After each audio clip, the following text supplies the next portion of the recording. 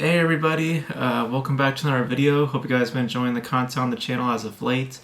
Excuse the hair and just the kind of the exhaustion, just getting off of 4th of July. Hope you guys had a good and safe 4th of July weekend, because I know 4th of July can get kind of crazy. So hope you guys had a good time, and hopefully you guys are also having a good start to your summers.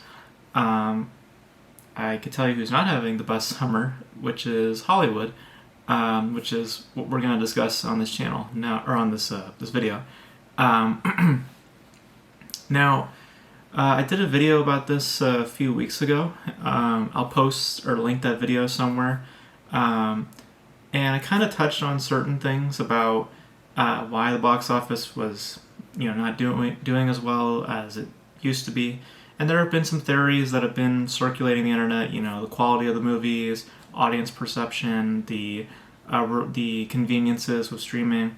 And while those are all factors that definitely play into it, I think people are getting the story very, very wrong in terms of why the movies are failing.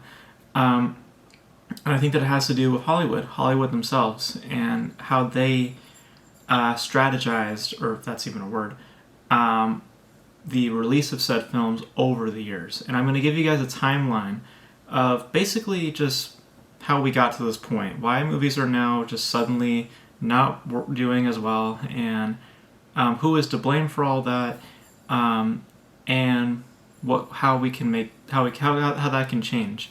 It's not going to change, but what studios can do to perhaps change the whole tide, the whole trajectory of how movies are going to perform. So let's go back to 2020. I have a timeline right here that I created, so just excuse me if you notice me looking over here. I'm just reading my notes, but we're going to start off 2020, which was when the pandemic happened. We were in lockdown, theaters were shutting down, and movies were being delayed, lots of movies. That was when Mission Impossible was delayed, which is now coming out now. Streaming at the time was a bit of a whisper with studios. Disney was experimenting with it.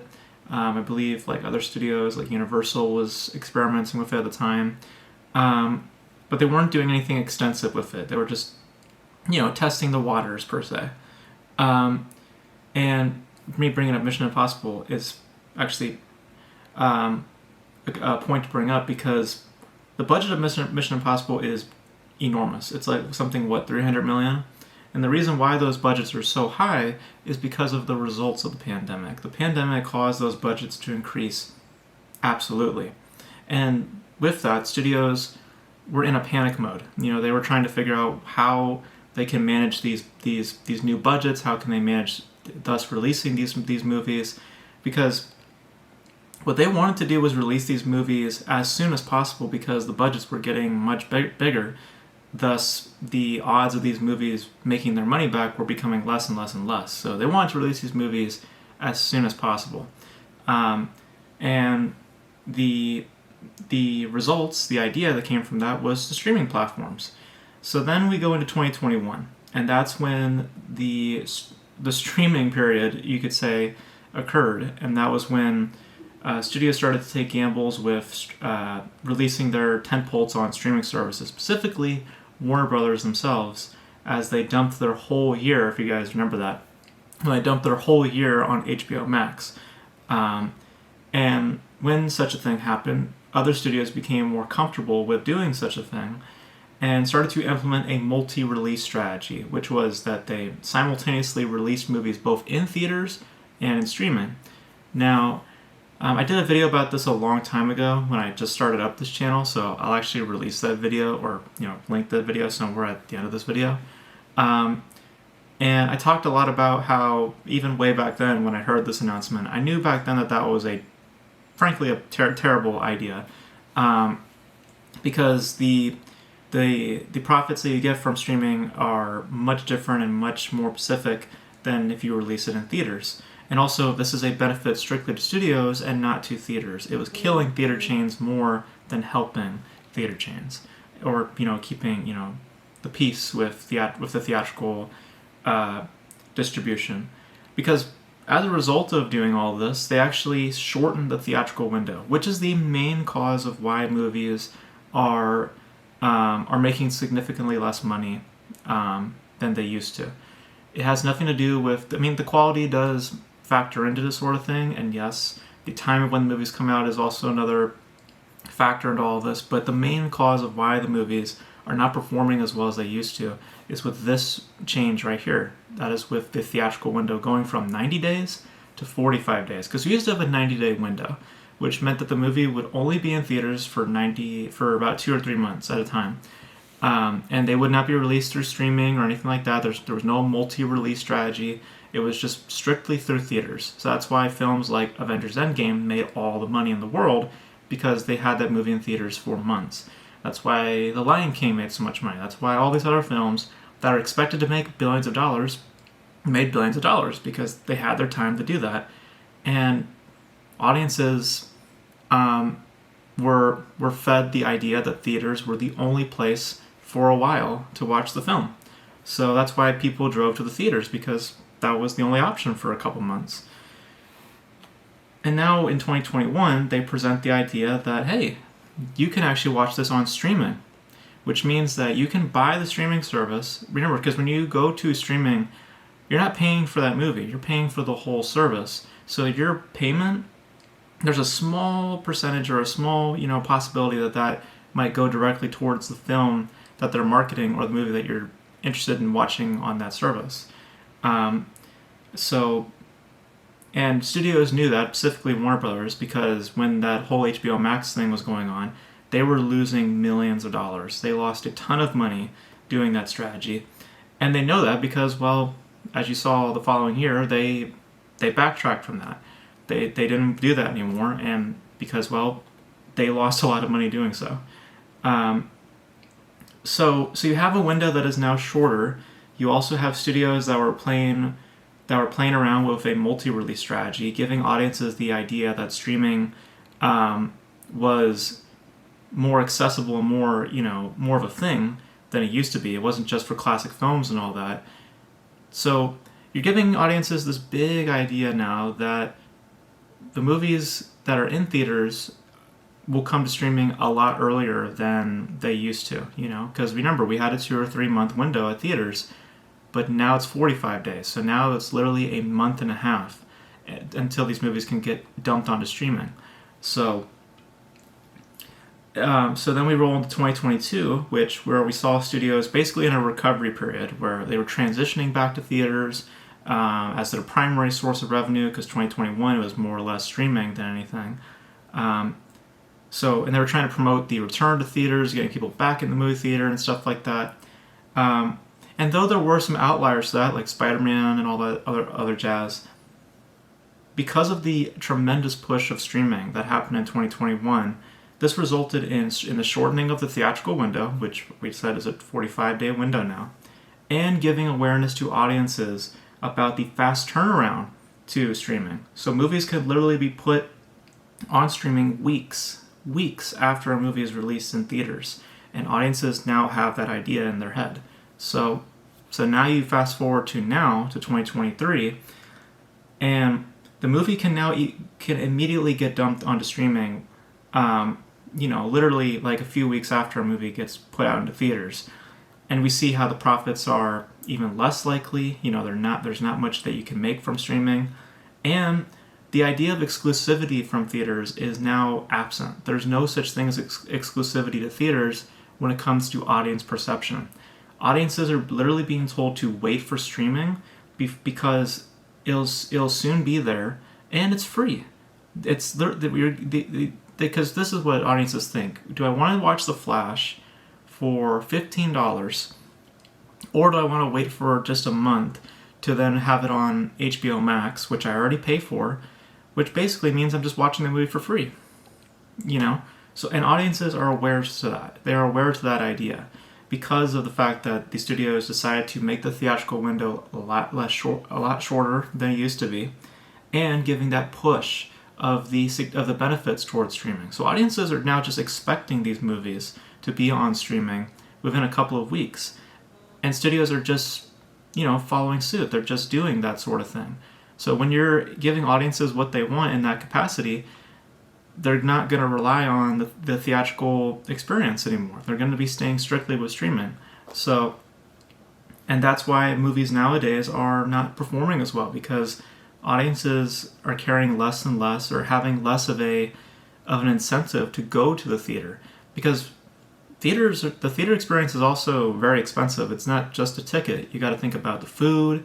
You got to think about drinks. You got to think about the candy. A bunch of concessions and stuff like that. You're thinking about a good $50, $60 for an individual. Not even mentioning if you're going on a date or with a family. You're looking at a good $100 spent just to watch The Flash or to watch Indiana Jones or Transformers. And audiences are much more aware of the idea now that, hey, this movie will be on streaming in 2 or 3 weeks? We could wait. We can wait. And that's the problem that we're now facing. And that has nothing to do with audiences, because people are kind of giving the fault to audience members, saying that, oh, well, it's because of them. They're not caring anymore, whatever like that.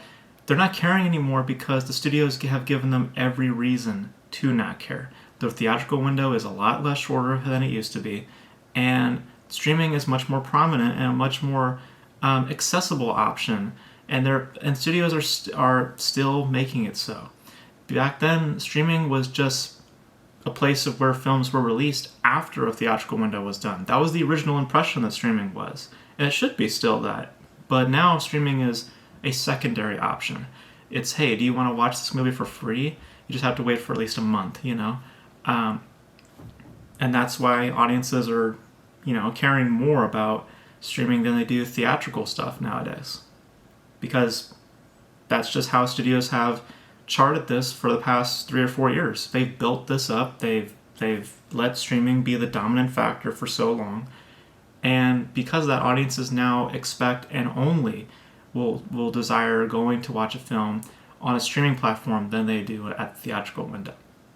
And there have been outliers to that. Mario, Guardians, they've been doing really well. But the reason for that we've explained before is because people are more interested visually in how a film looks. Mario, again, full of color. Guardians, full of color. Also, Guardians has the benefit of having characters that people have grown to like over the years. So there are outliers. I'm not saying there's not any outliers, but those outliers are also small. That's 2 examples. We have Transformers that's underperformed, Indiana Jones, which is underperforming. We have that film that I just reviewed, Ruby Gillman, which just tanked. Elemental, which just tanked. The Flash, which is tanking. A ton of movies are underperforming, and it has everything to do with how the studios have billed the release of these movies, how they've marketed the release of these movies. For what it seems now, about 2 or 3 years, people have the impression of streaming now ingrained into their heads, and they are now just anticipating the release of streaming versus the release of it in theaters. Because just audiences know now that it's just a month. It's just literally a month. And sometimes even 2 or 3 weeks for a movie to pop up on streaming. They know that. And it's basically free. And studios will lose tons and tons of money because of implementing this sort of strategy years ago. And I said that way back then, when the whole WB debacle was going on with HBO Max. I knew way back then that this was going to be a bad idea and that they were going to lose a ton of money off of this. And, well, here we are now. And this is the results of that. This is the results of being so reliant to such a strategy, pushing such strategy onto consumers. They now just don't see a point of going to the theater. And that's the reality now. And they can't backtrack from that, because that's just how they've now set it up for audiences. Audiences just expect that sort of thing now. They don't see it as a new idea or something of a hot topic or whatever like that. It's just, no, that's now the norm, and that's really unfortunate. So if they had kept the 90-day window, I guarantee you all these movies that have been failing, The Flash, Transformers, they would have been doing a lot better. Now, the only thing that studios had no control of was the budgets. The pandemic was going to happen regardless, so these budgets were going to go up. But If that theatrical window, that release window, was still 90 days to today, I guarantee you that these movies would be performing a lot better, because audiences would still have the idea that they had back in 2019, which was that, oh, these movies are going to be here for a long, long time, and who knows when they'll be out on streaming. Again, 2 or 3 months of being in theaters, you have more of an incentive, you have more of a drive to go to the theater. But that's not there anymore. So now audiences see little of a desire or any need to go to the theater, because there's no such thing as exclusivity there anymore. So studios did this to themselves. Studios shot themselves in the foot, and I think that, this is something that's been building for years.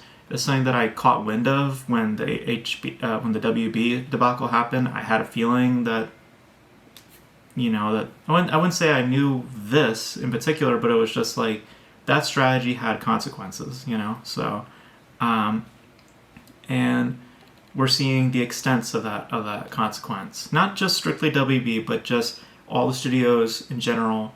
When they started to resort to that sort of strategy, we're seeing the results of that, the consequences to panicking, because ultimately that was what happened, is that they panicked and they decided to gamble with this, and we're seeing the results of that. Now, I'm not going to fault them for like COVID or anything like that. I mean, obviously, like I said, they needed to find a way to release these movies because they were afraid of the budgets going up and up and up. So they want to find a way to release these movies as soon as possible to cut off the price tag that was building. I get it. But there were other avenues that maybe could have been taken, maybe being more accepting of movie theaters. Tenet didn't do well, but at least, someone like Nolan actually values the movie theater experience and actually saw the not just the artsy side of it, but also the business of it. The theater is where you make the money, and Nolan knew that way back then, and other people knew that way back then. But most studios were scared, and they just decided to go through streaming, and this is the result. So it's the studio's fault. It's Hollywood's fault. This is their own responsibility. This is their own actions, and that's why we're at where we're at. And it's not going to change. This summer, I guarantee you, is going to be very, very lackluster. I think that maybe something like Barbie might do well because, well, I've said before, people are more interested in color and visuals than they are in story when it comes to the theatrical experience. If it looks pretty, then they'll go see it. If it's not colorful or that all expressive, whatever, they're not going to check it out. So I don't think something like Oppenheimer is going to do all that well, because they don't have the design. And also, it's a 3-hour movie. People are not going to go out and see a 3-hour movie in the theaters. Audiences are very, very specific now in terms of what kind of movie and what kind of length and what kind of visuals, what kind of medium they will choose to invest into when it comes to theatrical experiences. It's very, very selective. And it seems nowadays it's color and expression. So yeah, I don't think it's just the quality of the movies, guys. I think that that's a part of it. I think that just the general perception of the theater has changed a lot because of the pandemic.